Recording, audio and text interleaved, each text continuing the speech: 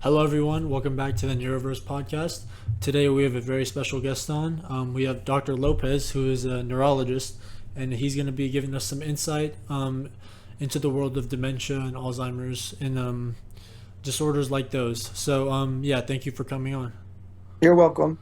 And I'm Jerome Lopez. I'm a general neurologist, a community neurologist in the North Texas area, and I'm honored to be a guest in your show. Thank you. All right. So, let's just jump right into it, I guess. So, Sure. kind of the first question. Um, so, what is the main or key differences between Alzheimer's disease and other forms of dementia? Okay. I think it's kind of important first to understand what dementia is. And dementia is a persistent or a continuing difficulty with cognitive problems. So cognitive problems including memory issues, concentration issues, disorganization. That's opposed to what's called delirium, Hmm. which is a transient or like a temporary problem with the same things. So, for example, like if I drank 3 beers right now, Yeah. I'd have problems with concentration, memory, I'd be disorganized, but hopefully by the morning I'd be okay. Hmm. Whereas with the dementia, it's persistent and usually chronic. It's chronic and sometimes progressive. So that's what a dementia is. So Alzheimer's dementia is the most common form of dementia, and it's associated with the aging of the brain. Okay. And symptoms of Alzheimer's disease or the typical of a dementia with, again, what I said before, memory problems, speech problems, organizational issues, personality changes. It's the most common form of dementia, the dementia associated with Alzheimer's disease. Before, they used to mention things called senility. I think senile is now not politically correct. Hmm. So, they'll say dementia and Alzheimer's disease. There are other types of dementia, and that's very important to try to be aware of the other types of dementia. So there are, for example, there's vascular dementia. Hmm. That's the dementia associated with the brain injuries from accumulated strokes or even one big stroke. And there are other issues with cerebrovascular disease, such as uncontrolled hypertension, can lead to a vascular dementia. So that's one type. Let's see here. There's toxic dementias, for example. Hmm. Alcohol abuse is a common one. It's not the delirium from alcohol that I just mentioned earlier, but it's the actual chronic use of alcohol's effects on damaging the brain. It can cause a Okay. dementia.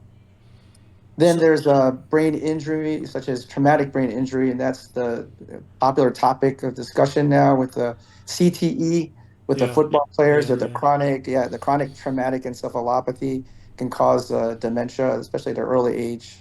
And then you can have, like, from a brain injury point of view, you can have lack of oxygen. So, unfortunately, some people can have like a cardiac arrest. Hmm. So during that time, if they're able to survive, but during the time that their heart's not working, they're not getting oxygen to their brain, and that can lead to brain damage and subsequently dementia. Also, even people going through a major surgery, including like a heart bypass, they Yeah. can they can wake up and they can say, well, I'm not the same as I was beforehand, and sometimes it's explained to them, that's just the anesthesia, you'll be okay, but sometimes it can be persistent, so that could be a chronic dementia from that. There's an important group of dementias which are just related to illnesses, which can be treatable forms of dementia. So these are important when you're approaching a patient and dealing with patients. So there's a metabolic causes such as thyroid abnormalities or Hmm. uncontrolled diabetes, vitamin deficiencies, there's a B12 deficiency, not treating renal failure. So people with chronic renal failure and not treating it can have to develop a dementia, or liver failure and not treating it, or even if you're trying to treat it, but it's still there, they can develop a dementia. So people with chronic illnesses, autoimmune illnesses, the brain is connected to the body. So if the disease is affecting the rest of the body, it's going to affect the brain, and they can get a dementia. Then Okay. there's some, yeah, then there's some types of neurodegenerative dementia, such as there's one that you may hear of it's a Lewy body dementia, which is Hmm. based on a microscopic finding in the brain, but it's usually a dementia that's associated with Parkinsonian symptoms, the tremor, the difficulty with balance, slowness of movements, and or Parkinson's disease itself. As it Yeah. progresses, it can develop dementia, Lewy body dementia. And that one has a different, more of a different flavor, such as with visual hallucinations, sleep disorders. So, Hmm. and then there's one called frontal temporal lobe dementia, or frontal temporal, excuse me, frontal temporal dementias, which are associated with less memory problems, but can have more visual issues and, excuse me, behavioral issues rather, behavioral issues and speech problems. Then there's entities called normal pressure hydrocephalus, which can be associated with gait disorders, urinary incontinence. Of course, brain cancer itself, primary brain cancer or cancer of the brain, or even metastatic or cancers that spread to the brain can cause dementia. So as you can see, there's other different types of dementias. Some of them are treatable. So it's Yeah. important to know those other kinds too, other than Alzheimer's. Okay. So so kind of based on what you're saying, so what most people might see in like their old parents or maybe their grandparents would most likely be Alzheimer's due to like progression, like of the brain and just getting older. Yes, you're right. So statistically, that would be the type you would see, but it's important to go to your doctor or go, you can see a neurologist. I'm not trying to, just get people to see Yeah, neurologists, yeah, but yeah. you can go see the neurologist to be evaluated to make sure there's nothing else that's treatable because, Hmm. people can have more than one type of factor causing dementia, and if they got the age factor, so be it. But if there's something that's treatable that they can help their quality of life, then that's important to address. Awesome. All right, I actually didn't know that there was so many types of dementia. That's very interesting. So kind of kind of digging or kind of going more into Alzheimer's. Can you kind of explain the underlying neurological changes that occur in the brain when someone has Alzheimer's? Okay, so Alzheimer's disease is was earlier pathologically described with seeing um, plaques in the brain under the microscope of the brain tissue, Mm-hmm. and tangles, these little fibrillary tangles in the brain, which is staining of the tissue. So the plaques actually were an abnormal accumulation of the amyloid protein, and what happens is, usually in cells in the body, the cells are making proteins for their function, and then they'll break down proteins, and it goes through a repeated cycle of making proteins and breaking down proteins, and that's all the cells. In terms of Alzheimer's, there's a accumulation of amyloid beta protein, and that's the protein that makes the amyloid plaque. Okay. So the amyloid beta proteins tend to cluster, and then eventually they form the plaque. And the plaque itself can interrupt brain function, from cell to cell communication or interaction. But also the plaque can cause brain inflammation. That's what they found. Mm-hmm. So there can be inflammatory changes in the brain. Now, there's another protein that's that's thought to be associated with Alzheimer's disease, and that's a tau protein, or dysfunctional tau protein. Now, that's the protein that's associated with the neurofibrillary tangles. So when there's a usually there's a accumulation of the amyloid protein kind of first, and then some believe that the tau protein is almost a consequence of the abnormal amyloid protein, but then the tau protein builds up. And it's important to know those two proteins, not so much for the pathophysiology, but also for current treatments and future treatments, and also testing for Alzheimer's disease, because you could start to measure it, the amyloid burden in the brain, the amount of Mm-hmm. amyloid in the brain, if it's excessive, or excessive tau in the brain, or in the future blood, currently even in the spinal fluid. So from a like a medical school, or a basic science standpoint, it's important to know the pathophysiology with the amyloid and the tau protein, but it's also important to know for the future practically, because we could use it for helping in diagnosis and also for treatment. So Yeah. it's important. All right. Thank you. So what are some early warning signs of Alzheimer's in like maybe one's parents, that family members should like be aware of prior to, or when trying to recognize these things so that they can maybe seek help?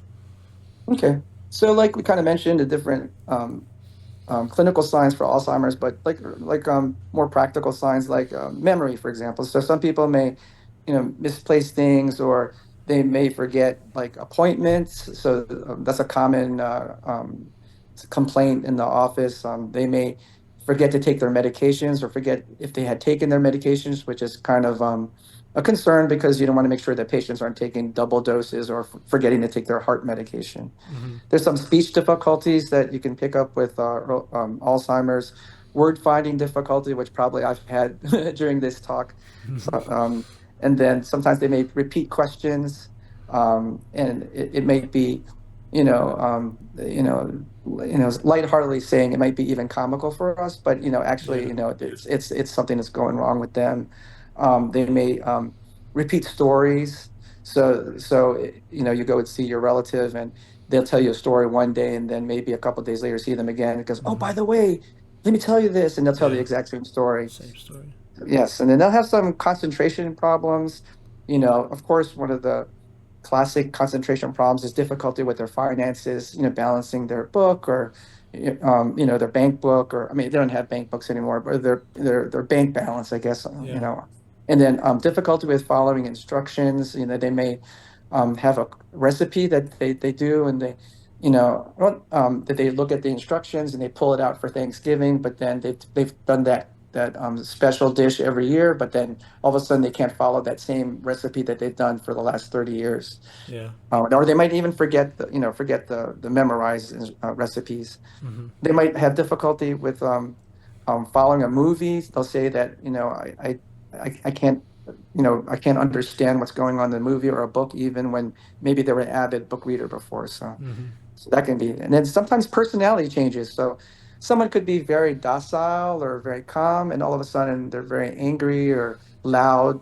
You know, sometimes I think before we had some patients in the hospital who were, pastors, and they were very polite and everything. And then next thing you know, when they have dementia and they go in the hospital, all of a sudden, they're flirting with the nurses and saying lewd things, and the Mm-hmm. spouse is very upset because he's never been like that before. I don't know what's wrong, and Yeah. sometimes that can be the part of early signs of dementia. Lack of judgment, like we hear all these spam calls, or people tricking people, knocking on the door and getting all the information of the person, of the elderly person, Mm-hmm. and selling their information or using their information wrongly. So lack of judgment, or like, for example, you and I wouldn't dare do that and give Yeah. our social security number, but they may not. So Mm-hmm.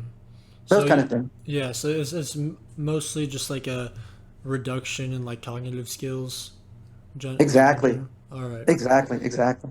Yeah. Okay.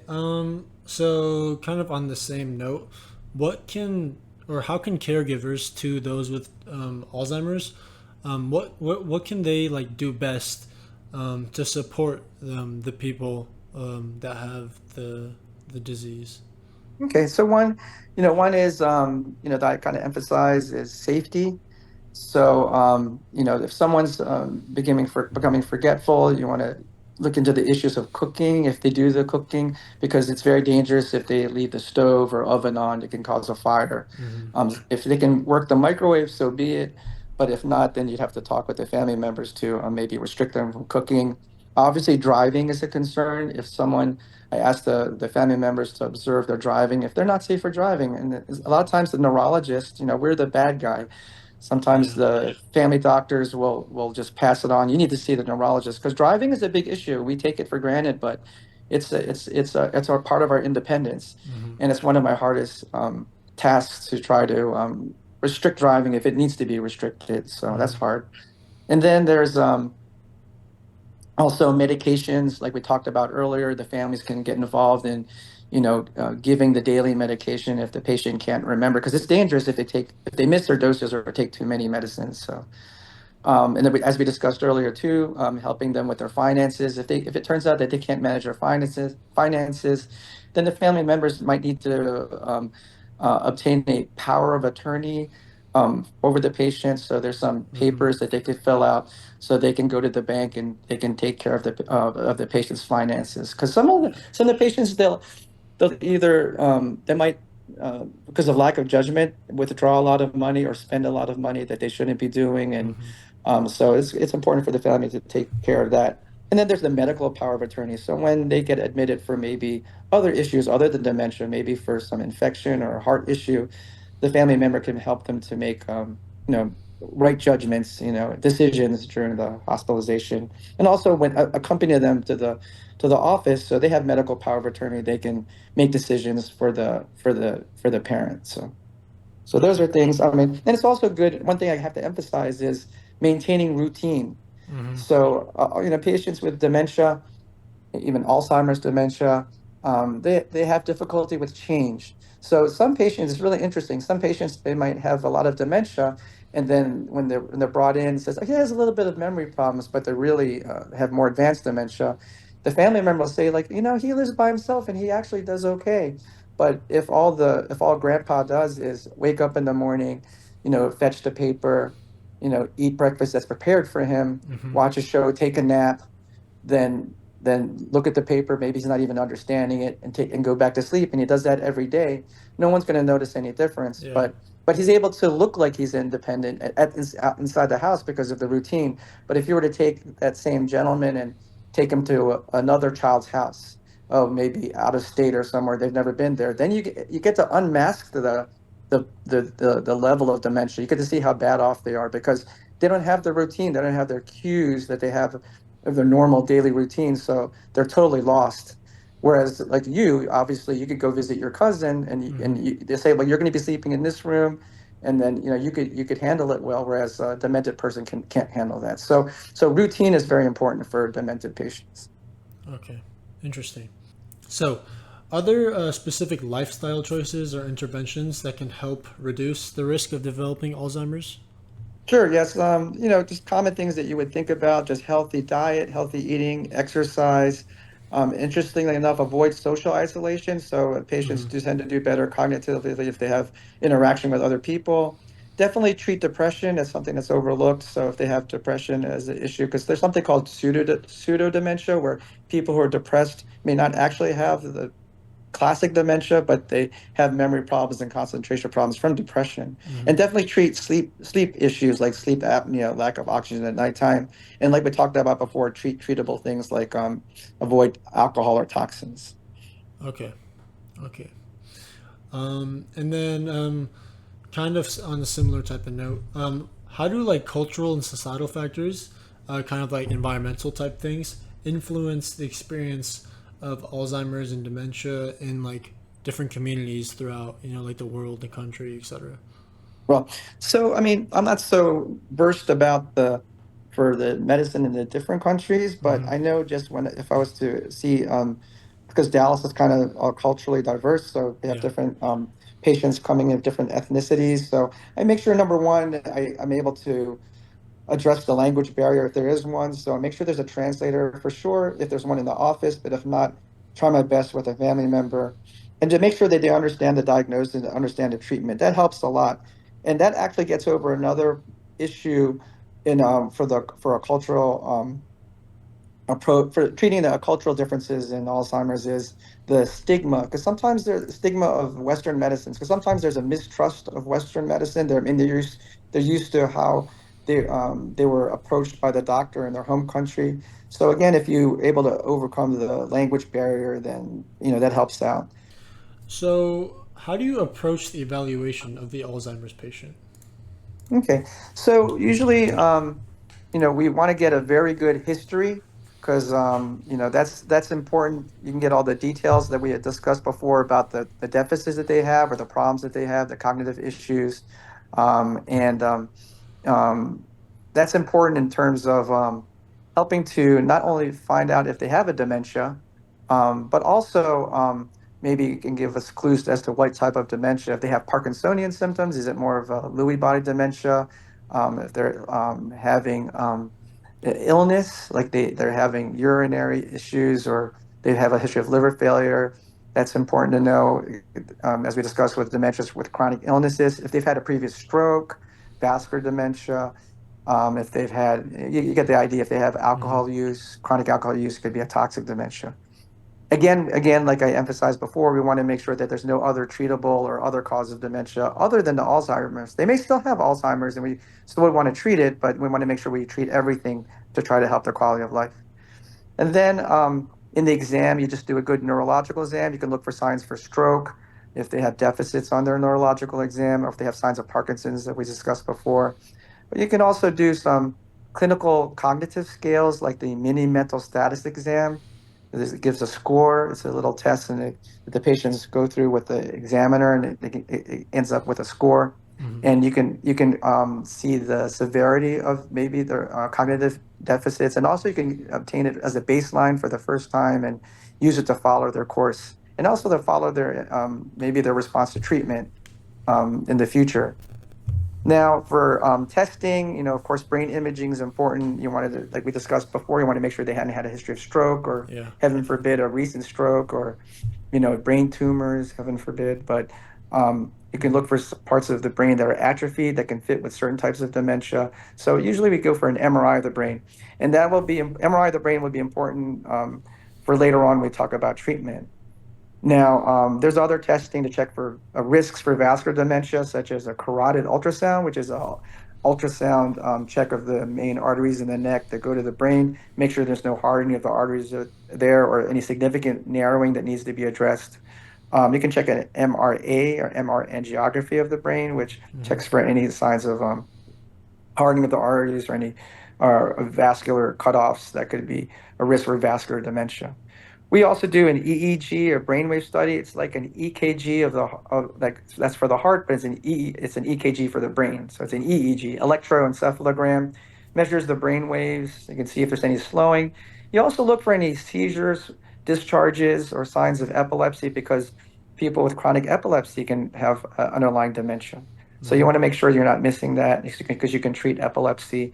And there's some more rare infectious disorders such as prion disease, or CJD or Creutzfeldt-Jakob disease, which is a kind of a severe form of dementia related to the prion infection. So Mm-hmm. um, and there's laboratory studies. Of course, you're doing blood tests, checking for other treatable forms of dementia that we discussed before, checking thyroid tests, looking for infection, checking kidney function and liver function, Mm-hmm. checking vitamin levels, checking for signs of chronic infections such as syphilis. And even I still see syphilis, chronic syphilis infection now that's easily treated with antibiotics.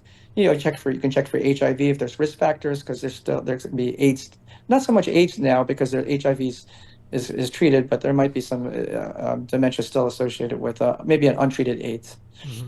And then there's some genetic testing which can kind of um, give you risks for Alzheimer's disease. So there's an ApoE4 gene, which is associated with a higher risk for having Alzheimer's disease. Mm-hmm. And then I'm not going to go into the genetics, but sometimes people can have one copy or one gene of the APO4 gene, which puts you at a higher risk. And then sometimes some people can have two copies of it. Those people with two copies of it, it's called homozygous. Yeah. They're at higher risk, and they're at higher risk for having dementia. And that's kind of tricky if you do that testing because the patient themselves may know that they're at higher risk for having Alzheimer's dementia.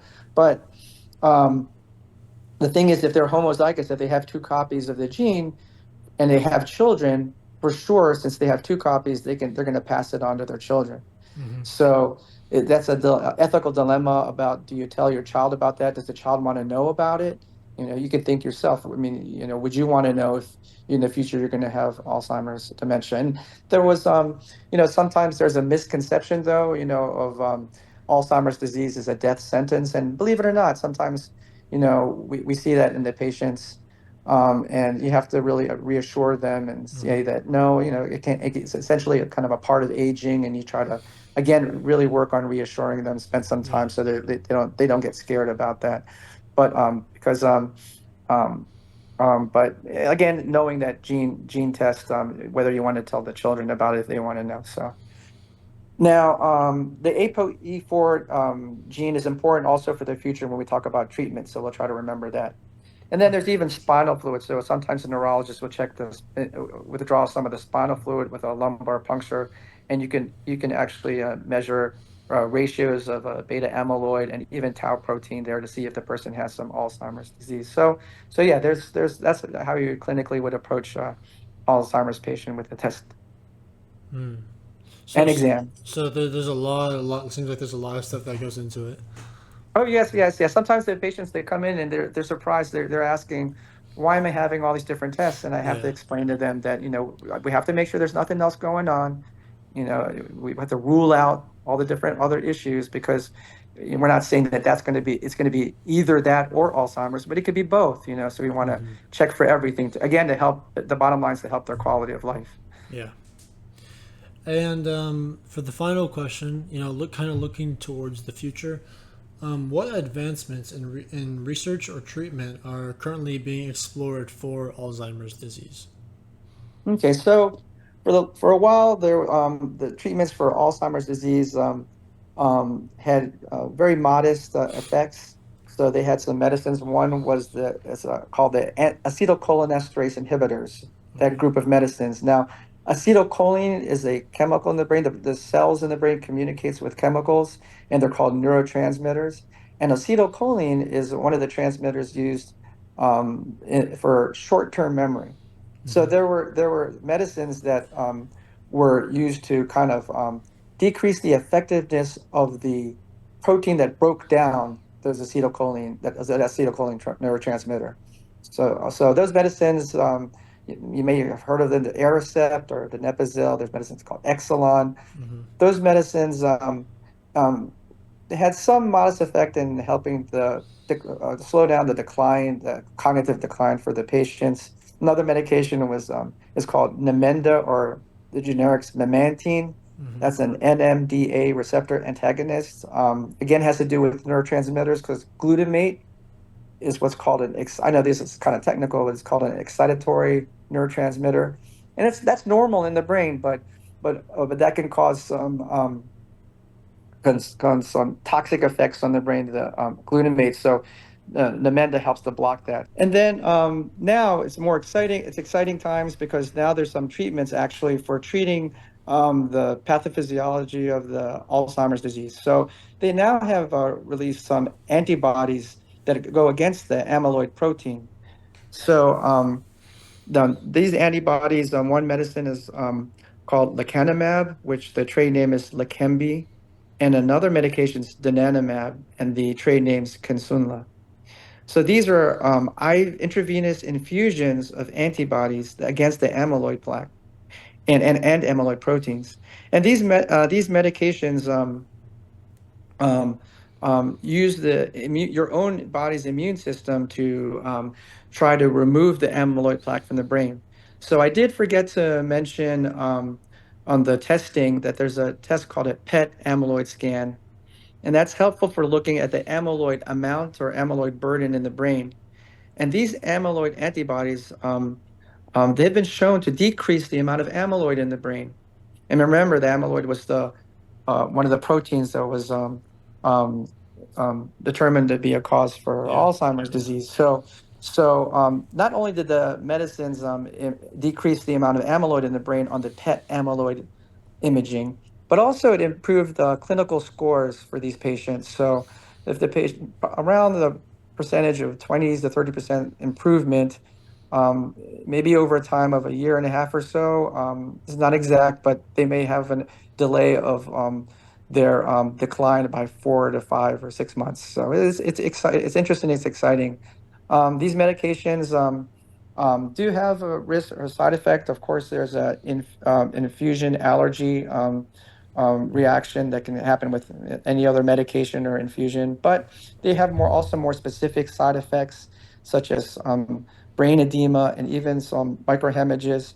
So those you really need to have see a neurologist to if you're interested in if the Alzheimer's patient is interested in receiving these medications, because there's a protocol, there's exclusion criteria. You have to make sure that the patient hasn't doesn't have any bleeding in the brain prior to getting the medications, and obviously no pre-existing edema. Um, as we discussed before, the testing, there was an ApoE um, 4 gene, and if you have that gene, especially if you have two copies of the gene, there's a higher risk that you can get the side effects of the brain edema and hemorrhaging. So again, it's reiterate, it's important that you see the Alzheimer's patient sees a neurologist before if they want to consider receiving these new treatments. But at least there's some new treatments out there that can show actual improvement and removal of the amyloid protein in the brain. And then down the pipeline, there's some medication. They're studying some medications that can improve the inflammation in the brain associated with the as a consequence of the amyloid plaque.